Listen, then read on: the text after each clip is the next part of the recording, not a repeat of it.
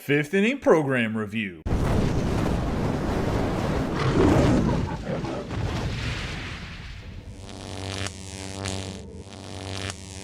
Ladies and gentlemen, boys and girls, children of all ages, this is Hopeful Chewbacca back at the Church of Chewbacca, and today we're going to go over the fifth inning program that just came out. As you guys can see on the screen already, we have the three bosses for this inning. It is Vladimir Guerrero Sr. when he played for the Montreal Expos, as the Nationals did not exist. However, it's going to be a Washington Nationals card since that's who the Expos turned into, going from Montreal to Washington. Then we have the Nolan Ryan Texas Rangers no-hitter from May 1st, 1991. Another 99 overall. Then we have the prime Joe Morgan. Him and Johnny Bench were the two best Reds on the team. Pete Rose was probably the third best Red. And then you had Tony Perez as the fourth best Red. You could argue that Perez might have been better than Pete Rose. I know a lot of people try to say that Pete Rose carried that team. But if you look at Morgan and Bench's numbers, if it wasn't for them, they're not the big red machine. Like, Rose was great, but Rose OBP was not that high. He was a great guy to make contact and get on base. But that's neither here nor there. That's a discussion for a different day. This video is to go over the fifth inning program. Let's get into it. So first, when you get into the game, obviously you're going to be on your home screen, as you can see here. Right now, you can see I'm doing a little bit of grinding. I need to unlock that Schwarber. I haven't had time to do it, as well as I got to do a couple more home run derby things to get Ronald Acuna. This weekend, I might be streaming a little bit to finish up the Acuna and the Schwarber, so maybe I'll pop that up on stream while I'm doing it rather than just doing it in the silence of my house. As for the Conquest that's part of this, we'll talk about that in a second, but there will be a tutorial videos, just so you guys know that will not be included in this video, as well as there will be an in-depth true review of all three of the fifth inning bosses that will either come out tonight or early tomorrow morning, and the Conquest will be followed by that. I'll probably have the actual Conquest done tonight. I just don't know if I'll be able to edit it in enough time before midnight. If not, I don't want to put it out too late. It'll be in the afternoon. So looking at this from the home screen, to get to the fifth inning program, you want to go to play, and then you want to go to programs, and then you'll see fifth inning program is the first option. You'll pop in here to look at the fifth inning program. I'm going to go over the reward path very quickly. Not really the whole reward path. I'm just going to go over the main new packs. As you can see, every time you get experience, whether it's 5,000 per, it's like 17.5 here, like 8,000, 7.5. It's not too much. Eventually, you get it to 100,000 XP, which should be relatively easy to do. And as a fifth inning choice of one player, it has Newhouser, Rollins, and Greg Holland. I think out of this pack, you either want to go with Holland or Newhouser at this point in the game. I do think Jimmy Rollins is a pretty decent card. He's a nice switch hitter. However, Jimmy Rollins, at this point, there's so many shortstops. I'd rather you grind out Team Affinity 3 than worry about this Jimmy Rollins. Newhouser does have low hits per 9, but none of these guys are really that great. Probably the most usable card at this point in the game is Greg Holland, especially if you're new in the game. Gives you a nice relief pitcher. Then up to 200, and I think 50,000? No, I think it's even higher than that. No, that's the bosses. So at 175,000 XP, my bad, as I fly back and forth, not finding the right thing. At 175,000 XP, you get this other choice pack. It's between Vogelbach, Moncada, and Hicks. Personally, I think Moncada has a great swing. I think he's a pretty decent card. He can play second base and third base. And then you do have Vogelbach, who could be a nice power hitter against righties off the bench. And Hicks is just kind of Hicks. I think this is the worst of the three cards. If you're out of these three, I'd probably pick Moncada just because he's a switch hitter. He can be used. Maybe there'll be a future Stars event that you could use him in. We'll see if that happens or not. I'm sure there will be one, but Moncada could possibly crack the starting lineup for an event like that. Vogelbach's not too bad. Then you're going to get all the way up to the 350,000 XP where the bosses are at. As you can see, it's these three bosses. We're not going to do in-depth true reviews in this video. However, I'm about to explain the best and fastest way to get these guys right now in the game. Obviously, they're going to add Showdown and another Conquest, as they only got one Conquest going on right now. And they're going to add more collections and whatnot. But I'm going to give you the fastest way to get there right now. Obviously, there are people out there that have made videos about the walk strategy, I guess is what I'll call it. It's not really a glitch, but if you want to play by yourself and just intentionally walk over and over again, by all means, that is the fastest way to get XP in the video game right now. Go and do that. Look at somebody else's videos. I don't do that glitchy stuff. There was ways to glitch the game earlier when it comes to Road to the Show, and I didn't do any of those videos either. I could have got a bunch of subscribers from that. That's not what my channel's about. I try to stay pretty much straight edge, I guess would be the best way to describe it. I don't want to just get clout to grow the channel. I want you guys to actually enjoy the channel and learn from my videos. Now, that's what we have going on for the 5th inning boss at 350,000 XP. Obviously, you get some of these kitchen sink packs at the back end, and then always the 90+ live series. So relatively same reward path here. I think the bosses are pretty good. You're going to have to watch the review video for the in-depth true reviews of who I think is the best. I'll let you know that Joe Morgan is not the best in case you guys like crush it tonight and tomorrow before the video comes out and you want to go with Nolan Ryan or Vlad Guerrero, but watch the video. I do think Joe Morgan is good, but I just think that there are so many other options in the infield already that he's not necessarily the best for second base. Now, some of the ways to get XP is these daily missions. As you can see, you get 1,000 XP by just throwing 8 innings with Diamondbacks pitchers in any game mode. Multiplayer, get 1 sacrifice hit, so you sac fly, a sacrifice bunt, 1,000 XP. With a gold player, get 4 RBIs online, and then exchange elbow guards. I'm sure I have enough elbow guards to exchange. We'll exchange 2 of them and get some XP right here. That's how easy it is. Exchange some elbow guards. Voila. You're right in there like Tough Actin' to Actin'. And then it gives me another one to exchange shortstops. These are super easy to exchange as well. I have all the collections done. Is that the same guy? Dude, they look the exact same. They look like brothers. I know they're not, but they look like brothers. Same thing right here. Just exchanging shortstops. Super easy. Take your low-end shortstops if you've already done the collection and just throw them all into the collection, exchange, not collection, it's exchange. The exchange, you lose all the cards. The collections, you keep the cards. But once you collected everybody, I just throw them all in the exchange. We already have, what, 2,500 XP now without even playing a game by just doing 2 of those things as I hit the circle button and go out. As for the missions themselves, they have longer missions. This is competitive dub, so any online mode, whether it's ranked seasons, battle royale, or events, you get 7,500 XP if you get 10 wins. For hero work, second half heroes in online mode. So let's say you're playing events with second half heroes, or you have second half heroes that are in your ranked seasons lineup, battle royale. You get 21 total bases and you get 5,000 XP. Then you have big boy bats for the home run derby or all-star things. In any online mode, ranked seasons, battle royale, or events, you get 10 homers, 5,000 XP. So the missions are another way to get some XP. This is not going to be the fastest way, though, in my personal opinion. Then Roman numeral 5 Conquest. As I said, there is going to be an in-depth tutorial video how to complete this one. And there's obviously 5 hidden ballin' as a habit packs within the map somewhere. You get 25,000 XP for completing this. You should be able to complete this in 1 day easily, maybe 4 hours max, as you only really have to play 6 games and do some simulation. But we'll do an in-depth tutorial video. I know you guys love them. They help you guys out, and we'll knock that out as quickly as possible. Like I said, it'll either be out tonight or it'll be out tomorrow afternoon, no later than noon tomorrow. I promise you, if it's not out tonight, I will schedule it for noon tomorrow, but it will get done tonight, and I'll have it edited and ready to go at noon Eastern Standard Time. So 9 a.m. if you're on the West Coast, so you can wake up nice and early to have that video for the tutorial. And it's going to not let me go in there back in there right away. For the only collection they have going on right now, it is for the 4th inning bosses. Collect all 3 and you get 50,000 XP. That's relatively a nice thing to have.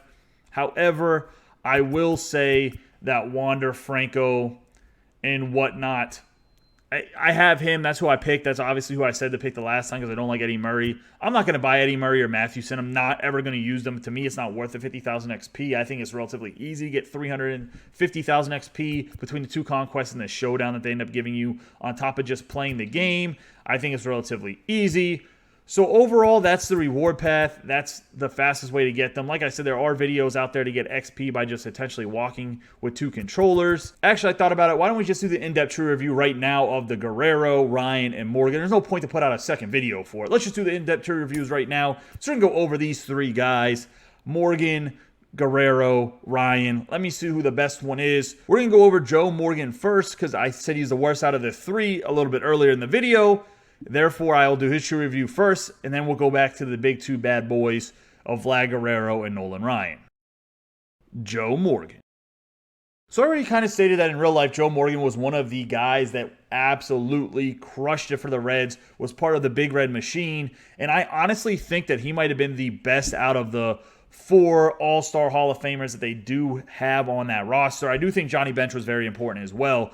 But for Joe Morgan, his 99 overall card in his prime, left-handed batting, right-handed throwing, no secondary positions. He only ever played second base. He has 118 contact versus righty, 102 contact versus lefty, 102 power versus righty, 74 power versus lefty, 111 vision, 125 discipline, and 110 clutch. So he has very good contact at 102 plus. He has good power against righty, not great power against lefty. Me personally, I can never hit with Joe Morgan, but he seems to always have like the cycle against me. I can't pitch to him. Whoever actually plays with Joe Morgan like loves the dude or something, because he always rakes against me, and I'm a pretty decent pitcher in this video game. As for his fielding, he has 92 fielding, 73 arm strength, 85 arm accuracy, 86 reaction with 93 speed, 99 stealing, and 99 base running aggressiveness. So very rangy for a second baseman. He has good fielding, great speed, great reaction. Arm strength isn't super great, but he plays second base. It doesn't have to be outstanding. Overall, this Joe Morgan is very good defensively. He has very good contact. He could be a leadoff hitter for you. He could be the eighth hitter. But he reminds me a lot of that Adam Frazier that's in the Team Affinity 3, just a much faster version of him. And as you guys noticed, I said Adam Frazier is probably the worst Team Affinity 3 card. And I'm going to give Joe Morgan a low 4.5 Chewies. I think he gets it because he's so good defensively. He does have the great contact, and a lot of people do like his swing. Some consider it even glitchy. But the lack of power against the lefty will keep him from the 5 Chewies, as well as the lack of arm strength, even though he's a second baseman. And he has no versatility. So let's say you have Jackie Robinson or you have Alfonso Soriano playing second base already. Joe Morgan ain't playing over those two. So we're going to keep the Joe Morgan at 4.5 Chewies. Vladimir Guerrero. Vlad Sr. was one of the best power hitters and was just super talented. Like just raw, pure talent. And you can see a lot of that in his son. And he played for the Montreal Expos early on in his career. Then obviously played at Anaheim Angels, the Cardinals, played at a few other teams. But the Expos is where he really broke out. And this is his signature series card. He's 99 overall, right fielder, can also play left field. He's right-handed batting, right-handed throwing, and he has one of the best arms of all time. That's why you'll see his arm strength is 99. Absolute cannon in right field.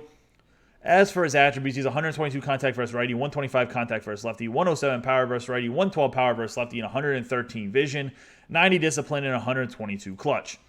One of the best hitters in the game. His swing is above average. It's not amazing, but it's not below average or average. It is, I would say, if I had to rate it on a Chewy scale, it is probably a solid 4 out of 5 Chewies for his swing and the glitchiness of it. Now, looking at his fielding, this is where the card is very good for a right fielder. 70 fielding, not the highest, but not the end of the world for an outfielder. 99 arm strength, 85 arm accuracy, 77 reaction, and 81 speed.